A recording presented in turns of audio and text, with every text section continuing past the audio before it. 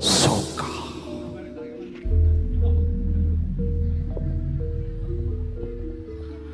Drama Soka.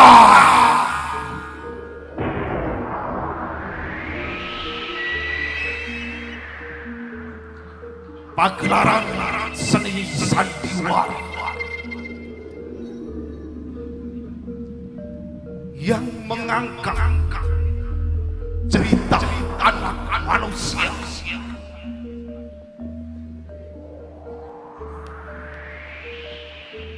syarat dengan sifat iri, dengki, dan kesombongan.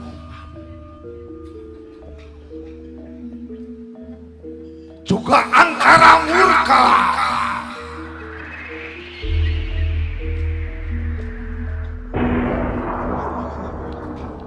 Berawal dari kisah cinta dua anak manusia yang saling mencintai, ibarat kisah kasih Rama dan Sinta, takkan pernah mau dipisahkan.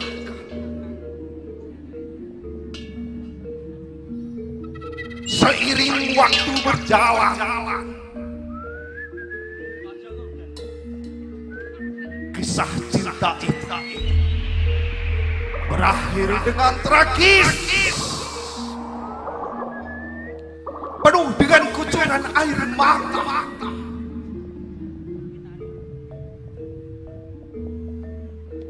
Isak tangis sungguh memilukan karena seorang gadis telah diambil paksa oleh pria lain yang tidak dia cintai. Namun sang gadis tak mampu menolaknya karena suatu hal yang tak bisa dijelaskan.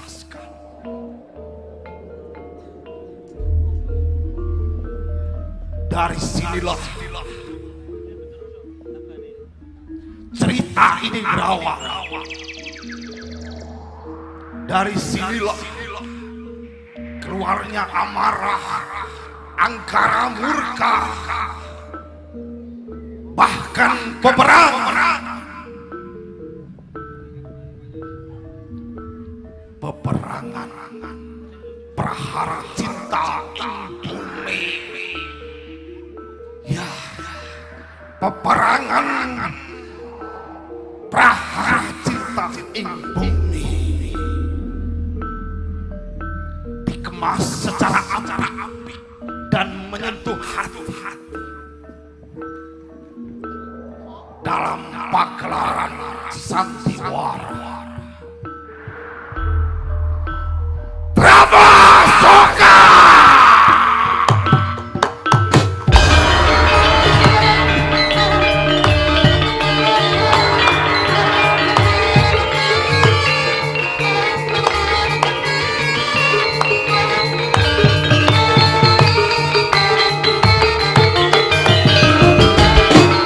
Akan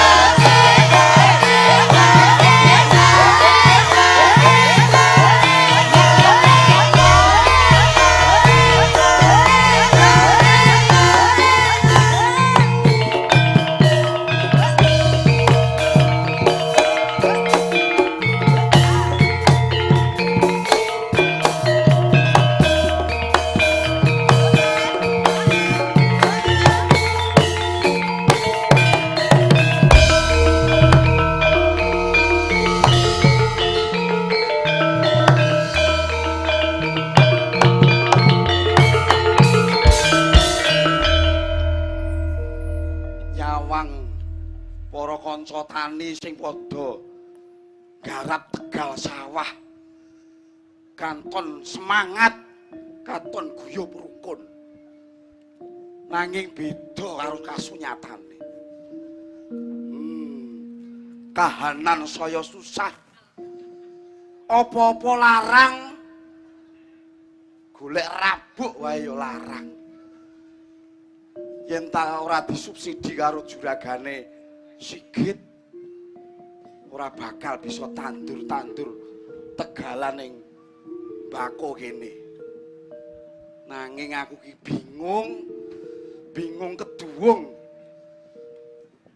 nggonku duwe petangan karo juragane Sigit leku nyaur gek kepiye karo alah wong dadi wong keserakat pancen kaya ngene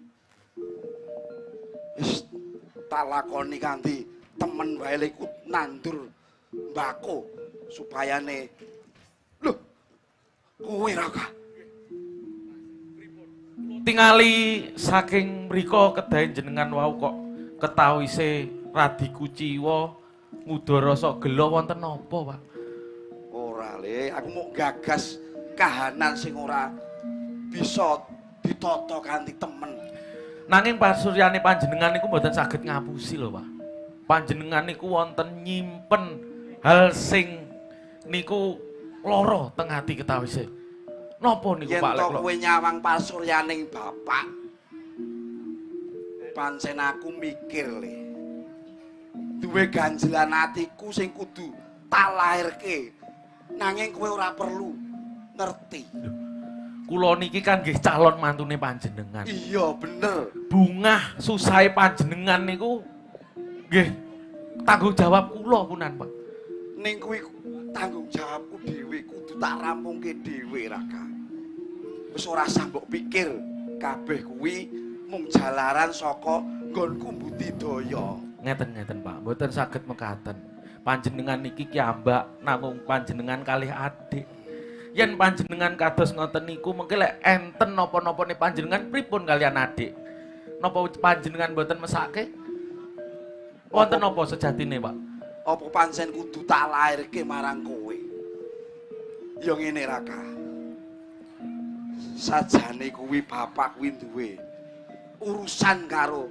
juragane Sigit aku duwe potangan le juragan Sigit iya sing tak nggo nyewa tegal sing tak nggo golek bibit utawa golek pupuk kanggo mbakone supaya ane apik aku kudu utang karo juragan Sigit Raka ngeten Bapak ngeten lek perkawis juragan Sigit mengke kula ingkang ngurus soale kula ket alit ngantos ageng ngeten iki kan pun dados anak angkate juragan Sigit perkawis niku mengke kula urusane sing penting jenengan mboten dados penggalih sing rena-rena Kel coba sawangan kae tegalan sing poncot gunung kae oh kang nika nggih bakun nika nggih kula reksonen sapa plenono sing becik yen to mengko wis ukura 14 cm oh 14 cm nggih kudu mbok panen amarga ukur 14 cm mbako kuwi istimewane mbako nggih lek mekaten pancen niku panyune panjenengan kula tak mriko kula urusane ladang sing ten mriko nggih siap Bapak nggih matur nuwun kula nyuwun pamit nggih Pak pamit nggih monggo riyen Pak nggih monggo kahanan saya ribet aku kudu kepiye wis aku tak tandur kene wae coba supaya nang kono iso rentek iso tenang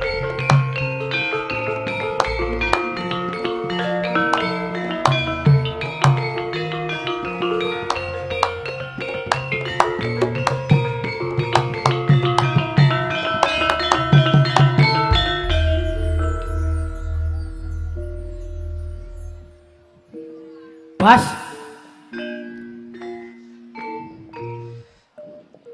Nih. Su. Dawuh. Ndara, enten apa? Sandika dawuh. Diceluk ket mang kupingmu gak ngrungono. Ngapunten.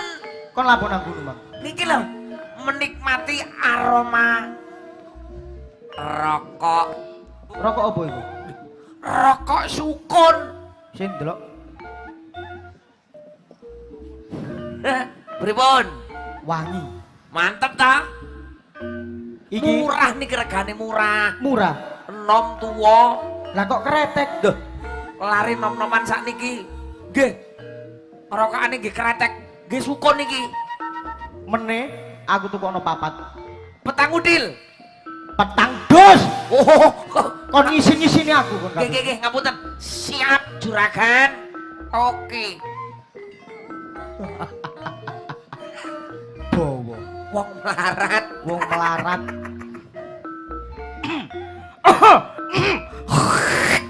Tua. Alah, nyobaen. Ah. Wes. Panggonane wong melarat, kumuh, rusuh. Ah, Gak pantes ambune gak. Tua. oke. Sewak. Loh, dadi tas. Sindan njaluk ora? Heeh, awahi mari iki. Wong melarat, Wong keserakat. keliwat. Ya koyo bowo iki. Aduh. Nyemoni kon. Cek tak wae. Nyemoni aku kon. Eh, Nyemoni aku kon. ngapunten mboten, Ndara. Jaluk potong Boten, bayaran. boten. Ampun. Lho nggo kono. Oke. Tak celuke. Wo.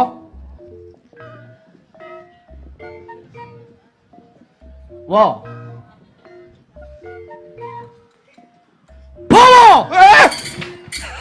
Nggih. Lho, Modar kowe. nganden.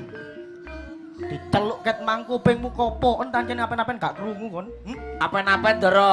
Apa-apa mboten krungu. Tegalan mriki wonten perlu napa, Den? Aku teko kurene perlu ku ambek awakmu. Eling, Perlu napa nggih? eling. Eling tak gak? Eling apa ora? Monggo kula aturi lerem sawetawis enten gubuk pojok nika lho, Den. Nika. Lah, aku mbok kok nang gobok ngono. Lah nggih, kersane sekeca. Gobok rusuh mbok kok ngerunu aku. Kowe ngenyek karo ndaraku Ngenyek juragan kono, Mbak. sakit. Nek kersake ngunjuk. Ngombe. Iya, nggih. Ngombe bebas, ngombe bebas. Awakmu nawani juragan sikit ngombe. Ngombemu apa? Lah nggih entene wong tani niku nggih banyu tawa to, Den. Banyu putih. Nggih. Awakmu ngenyek doro sikit. Mbok agit sapi kanthi mbok campur banyu putih. Lah wong melarat niku duwene wedang putih. Minggir. Napa anu? Dahar telo. Mak, Telo keganis Bas. nggih enten. Aduh, Telo kependem nggih enten, Den. aku mbok badoki telo. Nggih. Minimal manganku kon ngerti konco? Pizza, Bro. Lah, mangane wong sugih. Ero tak gak? Boten. Kandhanono. Ngerti ora? Pizza kuwi apa to? Awakmu ngerti pizza ora?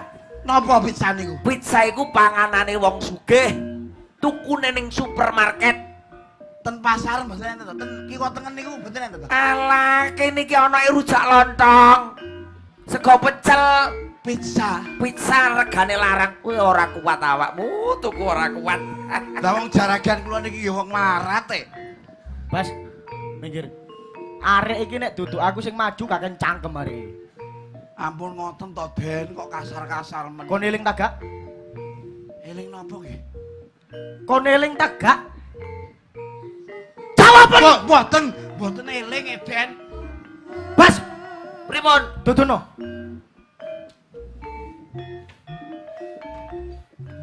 Awakmu lak ngerti sih.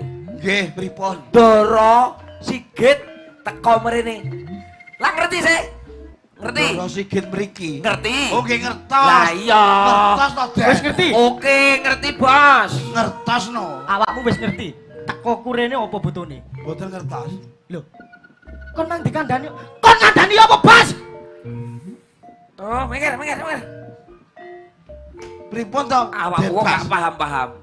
Awakmu ngerti tak gak? Tujuane Ndara Sigit teko rene iki ngerti tak gak? Mboten. Nah, niki lho. Ya apa Kamu jane? dhewe tidak mengerti. Rinio kon Rinio. Enten napa lho jane niku? Kon mang tak omongi lak tak kon ngandani butuhku rene apa. Lakin mboten ngerti. Mbok omongi tak gak? Mboten. Kon betak kaplok lho kon. Mboten Ndara. Nggur ini. Pripun Den Mas? Asli eling tak gak eling kon. Estu mboten eling e kula. Gak eling. Wong kula niki wis tuwa. Nek kon gak eling, aku wajib ngelingno. Nggih pripun to Den? Kon eling utang aku. Oh, perkawis utang to? Eling. Oh nggih. Nah, Eling dadine. Nggih.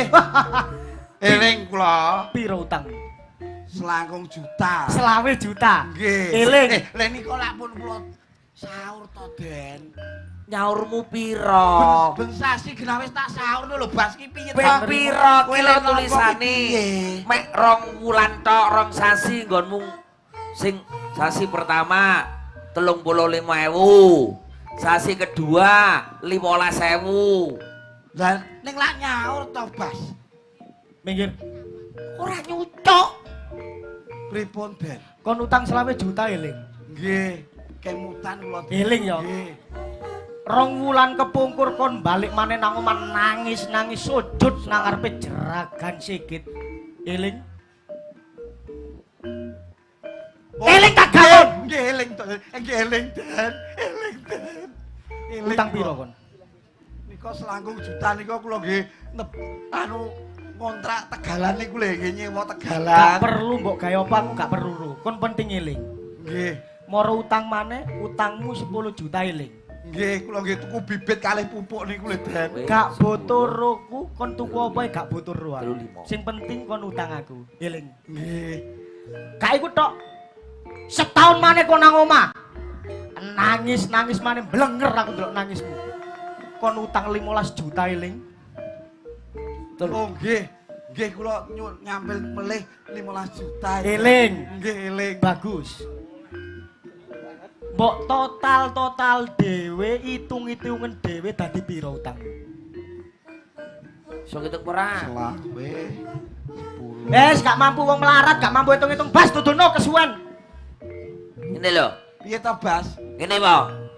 Utangmu utange bawa total 50 juta. Lho. 50 juta. Nggih Den.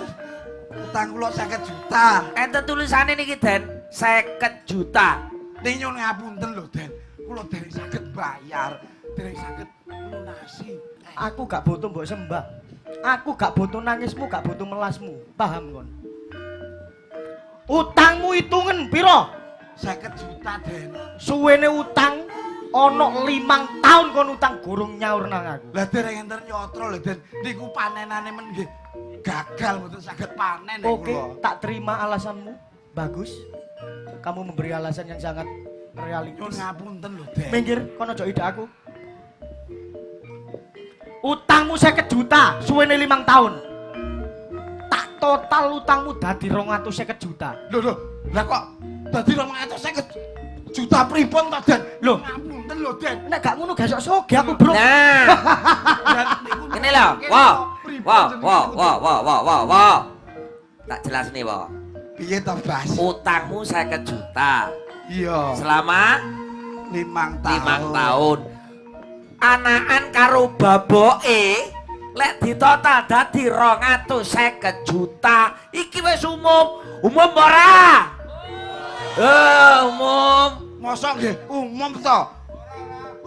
Ora umum to nggih. Dadi 250 juta 5 tahun kok. Lah kula nyaur pripun lho Den? Awakmu gak usah ngeyel yo. Kon duwe utang sakmono akeh, kon ono niatan nyaur ta gak? Kula nggih badhe nyaur lho Den. Kon ono niatan nyaur ta gak?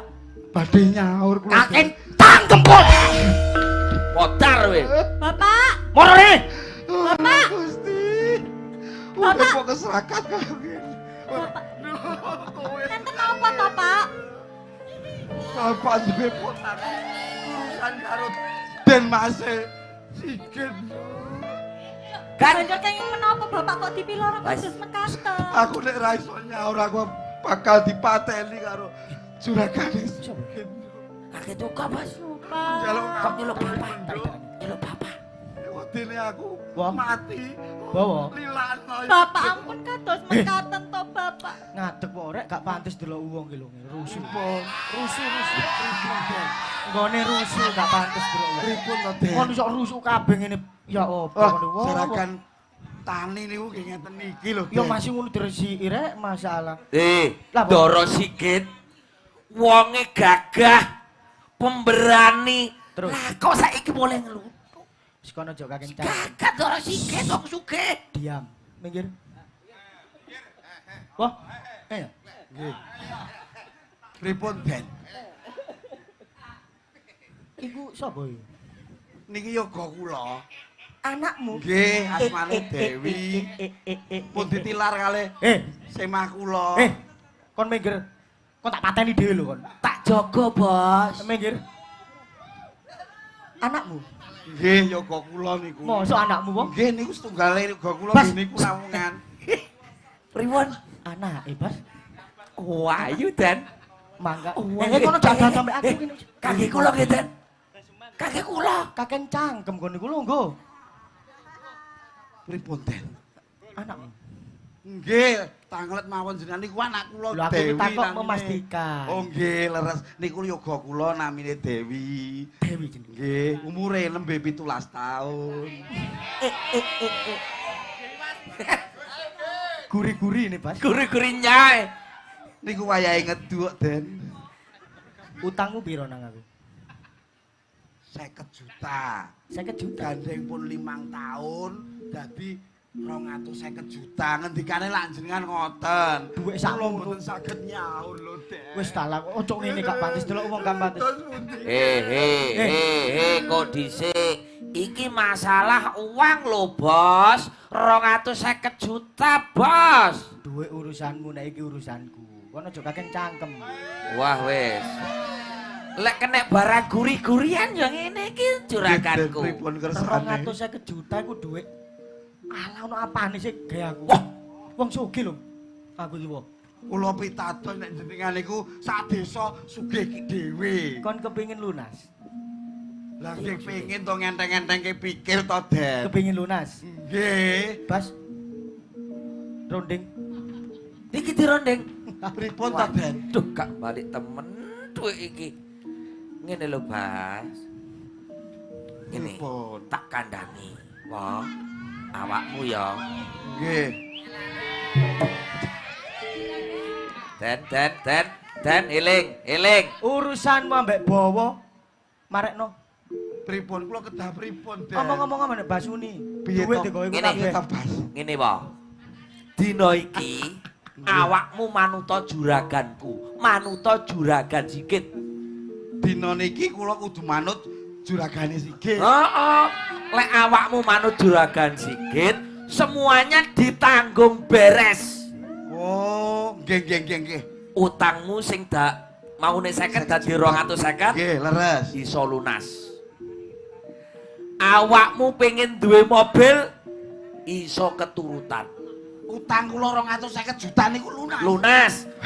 Pengen duwe mobil keturutan. Apa maneh kae omahmu sing Pun lenceng niku lho. wah kate rubuh. Robono pisan, bangun sing gede. Ampun to, Den. Loh, tak bangune. Nah, Oh, iki lho. ngoten to. Dadi istana kelakon wae tenang. Syarate kula kedah pripun? Awakmu kudu manut juragan Sigit. Wah, lah, nggih. Duk. Nggih. Are ayu. Siapa jenengmu, Nduk? Kula Dewi Juragan. Dewi. Nggih Juragan. Bas. Pripun? Dewi jenenge, Bas. Dewi. Iya. Wah, Tak takonani maneh. oke. Kene, Nduk. Ambek Om. Om. Doh. Awakmu ya, Nduk ya. Kudu nganut ambek bapakmu. Oke? Lire pripun to Juragan? Loh, jenenge kesuksesan seorang anak iku mergo nganut ambek wong tuane. Paham? Noleh rene ora. Iya. Wah! Kudu tak. Jenengmu siapa? Dewi, masuk. Dewi, wanita yang sangat cantik seperti dirimu masa depanku. Piye to Bas karepe aku? Wis to. Tenang. Kok awakmu diomongi dhewe karo juragan Sigit. Kok tak omongin Dewi. Ngomong-ngomong ngono dulu. Tapi aja banter-banter. Aku tak omongan dhisik sama masa depan saya. Oke? Ngengkel. Waduh, Bas aku gak sok ngomong, Bas. Oh, wayu Bas aku. Wah. Bisu kok piye ra iso ngomong? Lho, kon cangkemmu ngilokno aku bisu tak potong bayaranmu tamban. Nganu to ya, Nduk. Ambek wong tuamu. Wong tua kari siji, Nduk, sakno nyambut gawe koyo ngono lho. Rusuh kabeh. Awakmu gak elek-eleke arek, Nduk. Ayu. Manis. Dengar omongannya Juragan Sigit, dengar kamu. Piye to Oke? karepe? Wis to meneng.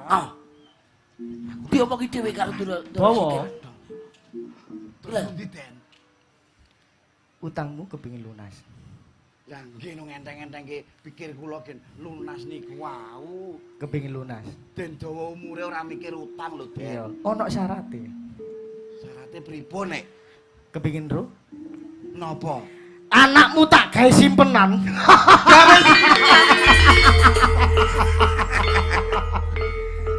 Keputusanmu tak anteni dino iki ya. Tak anteni dino iki. Ampun to Den. Paling suwe kok bengi. Krungu? Paring ana welas kula to Den. Wis Lare niku pun gadah pacangan lho Den. iso diatur. Eling ya. Keputusanmu tak anteni dino iki. Keputusanmu tak anteni dino iki. Iling-ilingan wo. Wah, mau licik. eling. Manut juragan Sigit. Dok, manut to bapakmu ya. Aduh, Niki pripun, Pak? apa sanggane bapak Ger? Karepe Juragan Sigit utange bapak lunas yen kowe dadi simpenane Juragan Sigit, Ger. Pak! Dewi! Dewi! Dewi!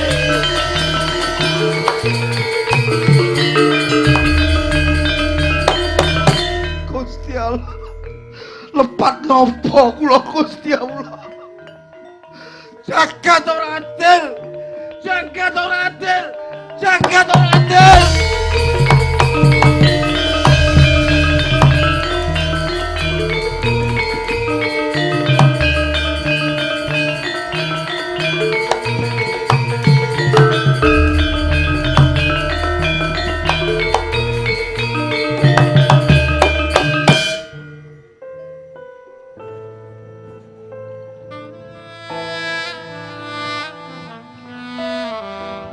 Kelakon apa kang bakal tak sandang? Sawise aku nyumurupi kahanan kang kaya mangken. Apa ya kelakon aku dadi sarana dinggo ngrampungi urusane bapak. Banjur kepiye? Kamangka aku wis duwe sengkeman karo Mas Raka. Kepiye carane aku matur karo Mas Raka?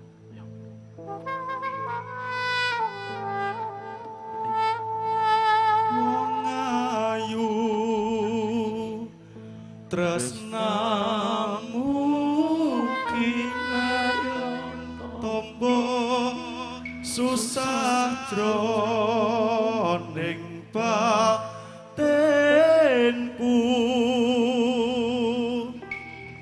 Wong bagus antara rasati tresnaku tulus jroning kalbu.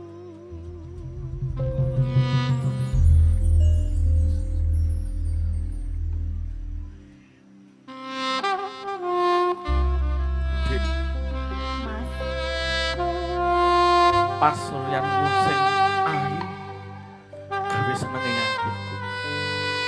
Nanging eneng sithik rasa sing ganjel ning atiku cah. Apa kang ganjel to Kang Mas? Aku ora iso ngerti lan aku ora iso mutusi.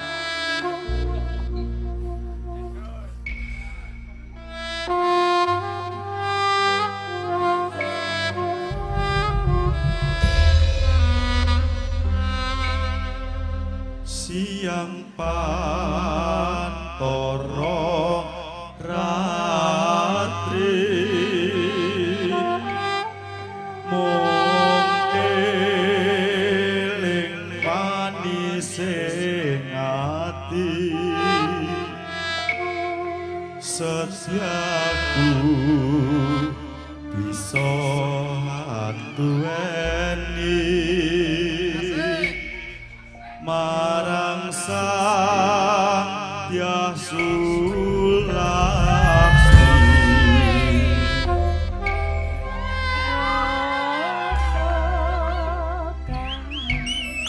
Kang limputi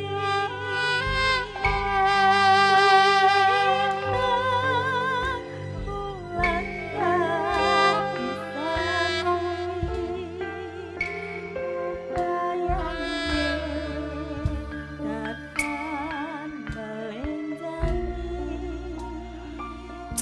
janji sepuyung bukti sepuyung pati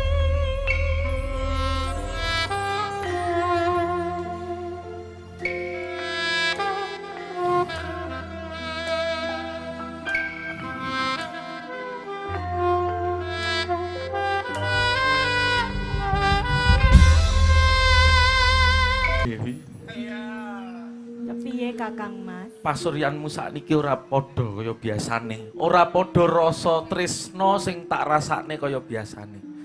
Jane ngene ngopo Cahayu?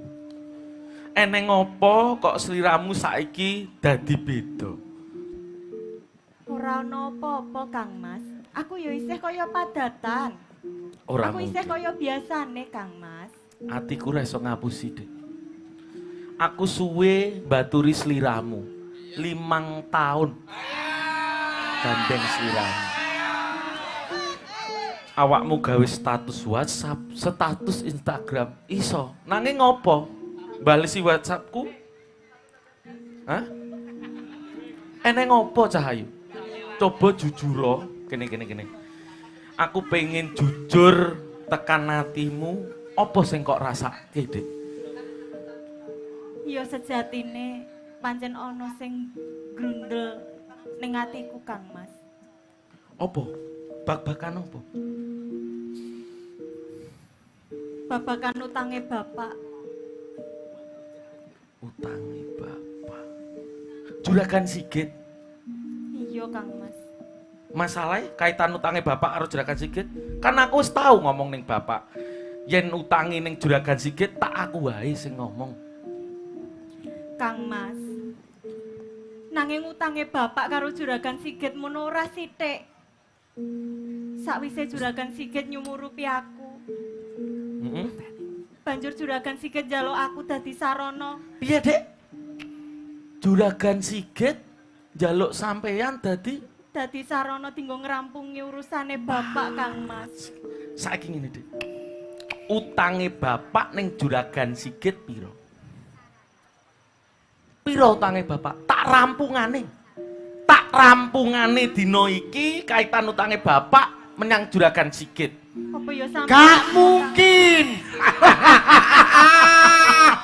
Tidak mungkin bisa melunasi utang-utangnya. Cangkemmu nek ngomong kelinci penle. Arek bayi wingi sore kon kok wani ngomong ngono. Wis oge kon. Ngeten Juragan. Kula lek teng griya, kula ket alit jenengan gedhekke, kula Bener. goblok jenengan pinterke. Bener. Tapi ngoten to. Wong teges ngono. Tapi lek kaitan ati, kaitan harga diri, mboten saged. Tegese kon gak trimo ambek aku. Kula mboten trima. Napa urusan utang piutang kok disangkutne kalih hati? Napa urusane? Iku kabeh teko bapakmu. Aku mek pasrah apa jare wong tuane? Wis saiki ngene, Dik. Sampean milih. Sampean pilih aku apa pilih Juragan Sigit? Yen sampean pilih aku tak usahake lek mau ngrampungke utang ning dangkrengane Juragan Sigit. Lho. Neng omah bapak ning kene beda. Kang Mas kok sampean matur kaya ngono to? Ndak, arek ayu. Loro atiku, Dik. Pilihan. Pilihan antara ning aku karo Juragan Sigit. 5 tahun nih ora wektu sithik, Dik. 5 tahun, Dek, kon dikei cinta. Badok kok cinta. Hari gini mangan cinta. Menang kamu. Kon kok emosi. Menang kamu. Dek, ilingo. 4 sehat, 5 miliar. Baca Di situ ada uang, di situ ada kuasa. Oke.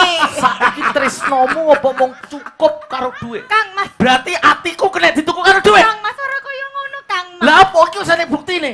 Wis saiki tentokne dina iki sampean pilih aku apa dangkrengane Juragan Sigit?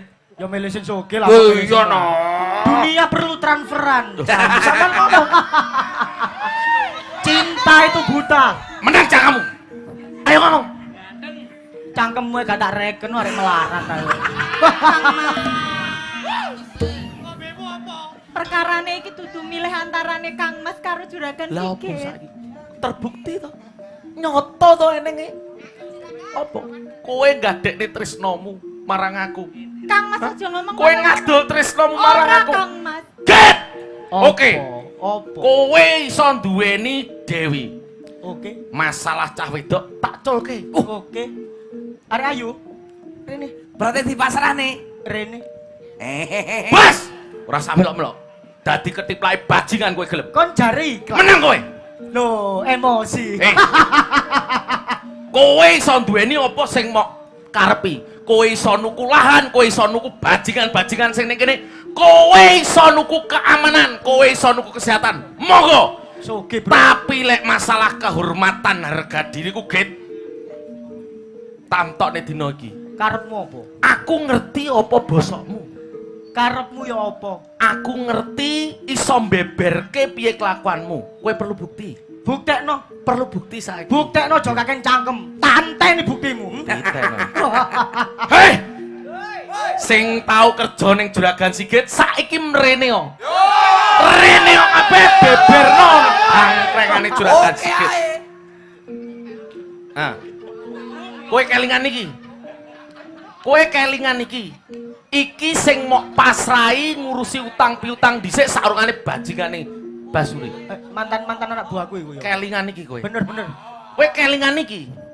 Iki sing pok kon ngerampok wong wedok sing wong tuane duwe utang ning awakmu. Tohir, Bos.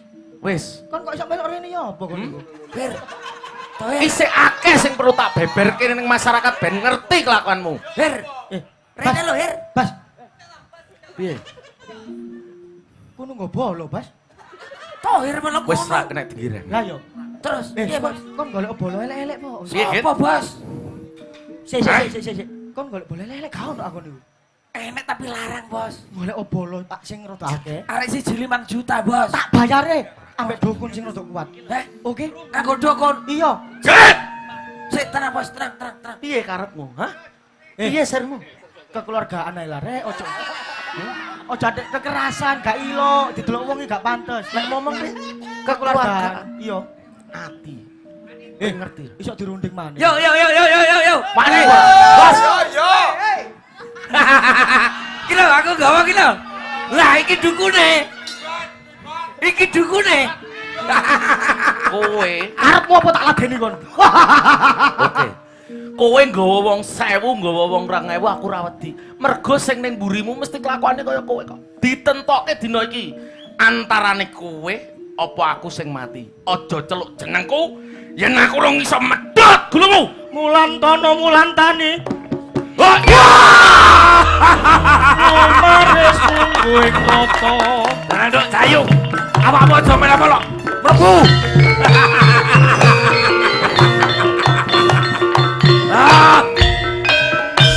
Papat kapit kaya gada wesi wulosane.